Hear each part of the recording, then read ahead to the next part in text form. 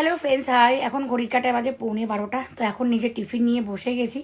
তো নিজের টিফিন করে খেতে গেলে অনেকটা দেরি হয়। তো নিজের সমস্ত কিছু জোগাড় করে খেতে গেলে দেরি হয়ে যায়। সবার বেলা হয়ে যায়, কিন্তু নিজেরটা একটু দেরি হয়। তো চলো দেখাই যে টিফিনে কি খাচ্ছি আমি। টিফিনে খাচ্ছি যে কলা, খেজুর আর হাফ বয়েল ডিম। দুটো কলা, খেজুর আর হাফ বয়েল ডিম। এটা আমাকে একজন সাজেস্ট করেছে যে এটাই খাওয়ার জন্য। তো কারণ শরীরে অনেকটাই সমস্যা, ভিটামিন D3 কম আছে, হিমোগ্লোবিন কম, অনেকটাই প্রবলেম।